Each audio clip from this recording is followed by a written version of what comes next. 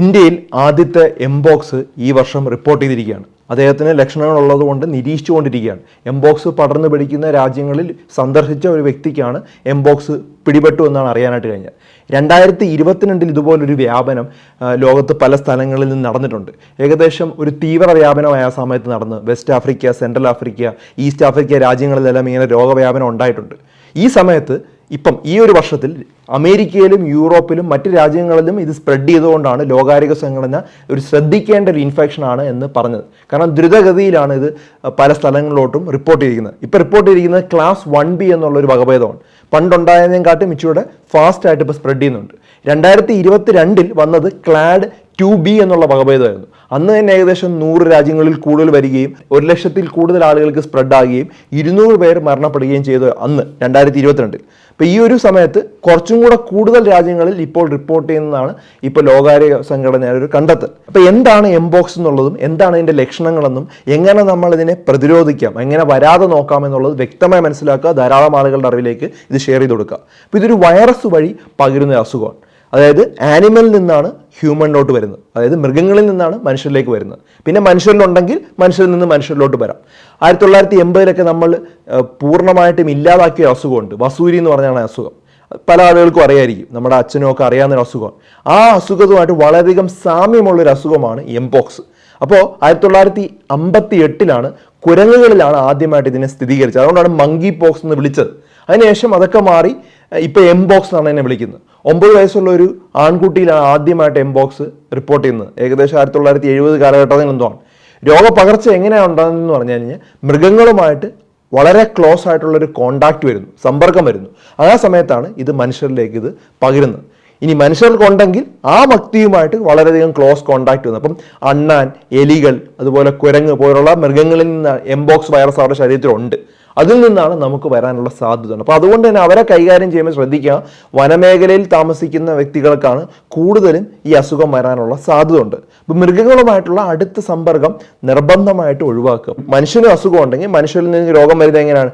അവരുടെ സ്രവങ്ങൾ ഷെയർ ചെയ്യുന്ന സമയത്ത്, അവരുടെ ശരീരസ്രവങ്ങളോ ശ്വസന തുള്ളികളോ അല്ലെങ്കിൽ കിടക്ക പോലുള്ള വസ്തുക്കളോ ഒക്കെ ഷെയർ ചെയ്യുന്ന സമയത്ത് തൊലിയുമായിട്ട് അടുത്ത് കോണ്ടാക്ട് വരുന്നു. അടുത്ത സമ്പർക്കം ഉണ്ടാകുമ്പോഴാണ് മനുഷ്യരിൽ നിന്ന് മനുഷ്യരിലേക്ക് വരുന്നത്. എംബോക്സ് ഉള്ള ഒരു വ്യക്തിയുമായിട്ട് ലൈംഗിക ബന്ധത്തിൽ ഏർപ്പെട്ടാലും മറ്റുള്ളവർക്ക് വരാൻ സാധ്യതയുണ്ട്. പിന്നെ പ്ലാസന്റെ വഴി അമ്മയിൽ നിന്ന് കുഞ്ഞിലേക്കും വരാം. അപ്പം അമ്മയ്ക്കുണ്ടെങ്കിൽ കുഞ്ഞിനും വരാൻ സാധ്യതയുണ്ട്. അപ്പം ഇങ്ങനെയൊക്കെയാണ് ഇത് സ്പ്രെഡ് ആവുന്നത്. അപ്പം ഇതിൻ്റെ ലക്ഷണങ്ങൾ എന്ന് പറഞ്ഞു കഴിഞ്ഞാൽ പനി തന്നെയാണ് ഏറ്റവും കോമൺ ആയിട്ടുള്ള ലക്ഷണം.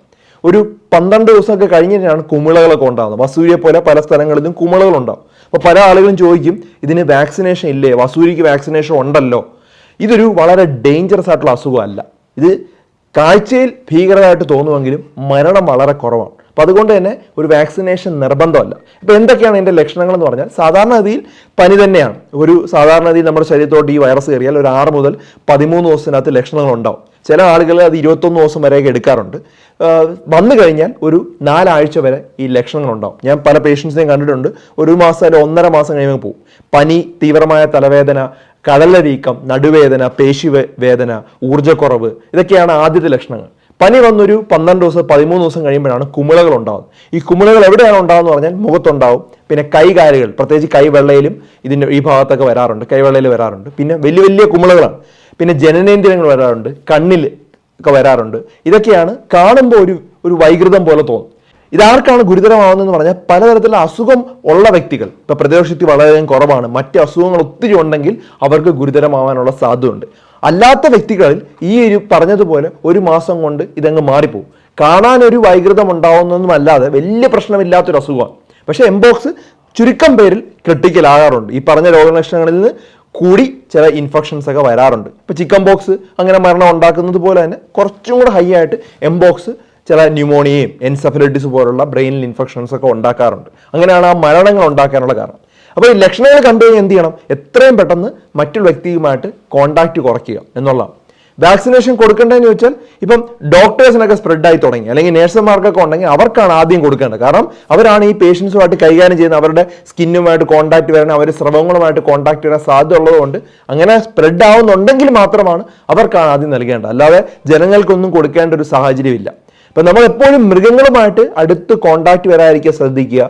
അവരുടെ മാംസമെല്ലാം പ്രോപ്പറായിട്ട് നല്ലവണ്ണം ചൂടാക്കിയതിന് ശേഷം അല്ലെങ്കിൽ നല്ലവണ്ണം വേവിച്ചതിന് ശേഷം മാത്രമേ കഴിക്കാവൂ എന്നുള്ളത് ഉറപ്പുവരുത്തുക. എന്തെങ്കിലും കാരണവശാൽ ഇത്തരത്തിൽ ലക്ഷണങ്ങൾ ഉണ്ടെങ്കിൽ മറ്റുള്ളൊരു വ്യക്തിയുമായിട്ട് ക്ലോസ് കോണ്ടാക്ട് വരാതിരിക്കാൻ നോക്കുക. കൈ കഴുകാതെ ഒരു കാരണവശാലും മുഖത്തോട്ട് കൈ കൊണ്ടുവരാതിരിക്കാൻ ശ്രമിക്കുക. ഇത്തരം കാര്യങ്ങളാണ് ക്ലോസ് ആയിട്ട് നമ്മൾ ശ്രദ്ധിക്കേണ്ടത്. അപ്പോൾ ഇത് പേടിക്കേണ്ട ഒരു സാഹചര്യമില്ല. ഈ അസുഖത്തിനെ കുറിച്ച് വളരെ വ്യക്തമായിട്ട് നിങ്ങൾക്ക് മനസ്സിലായെന്ന് കരുതുന്നു. ഇതിനൊരു ട്രീറ്റ്മെന്റ് എന്ന് പറഞ്ഞാൽ ഇത് വൈറൽ രോഗമായതുകൊണ്ട് തന്നെ ഇത് നമുക്ക് കൺട്രോൾ ചെയ്ത് വെക്കാനേ പറ്റുള്ളൂ. അല്ലാതെ ലക്ഷണങ്ങളെ കൺട്രോൾ ചെയ്യാം, അതുപോലെ തന്നെ ബുദ്ധിമുട്ടുകളെ കൺട്രോൾ ചെയ്യാന്നല്ലാതെ പൂർണ്ണമായിട്ട് മാറ്റാനായിട്ട് പറ്റില്ല. വരാതെ വേണ്ടി വാക്സിനേഷൻ അവൈലബിൾ ആണ്. കാരണം മീസിൽസിനെടുത്ത് അതേ വാക്സിൻ ഇതിനും എഫക്റ്റീവ് ആണെന്നുള്ള പ്രൂവൻ ചെയ്തിട്ടുണ്ട്. ധാരാളം ആളുകളിലോട്ട് സ്പ്രെഡ് ആവുകയും അതുപോലെ മരണമൊന്നും ഉണ്ടാക്കാത്തത് കൊണ്ട് തന്നെ എംബോക്സിന് വേണ്ടി ഒരു വാക്സിനേഷനോ ഒന്നും എടുക്കേണ്ട ആവശ്യമില്ല. നമ്മൾ പറഞ്ഞ ഈ കാര്യങ്ങൾ ശ്രദ്ധിച്ചു കഴിഞ്ഞാൽ എംബോക്സിനെ നമുക്ക് പൂർണ്ണമായിട്ട് തടയാനായിട്ട് പറ്റും. ഇപ്പോൾ ധാരാളം ആളുകളുടെ അറിവിലേക്ക് ഇത് ഷെയർ ചെയ്ത് കൊടുക്കുക. മറ്റൊരു വീഡിയോയുമായി ഡോക്ടർ ഡി ബെറ്റർ ലൈഫ് ഉടനെ വരുന്നതായിരിക്കും. Take care all.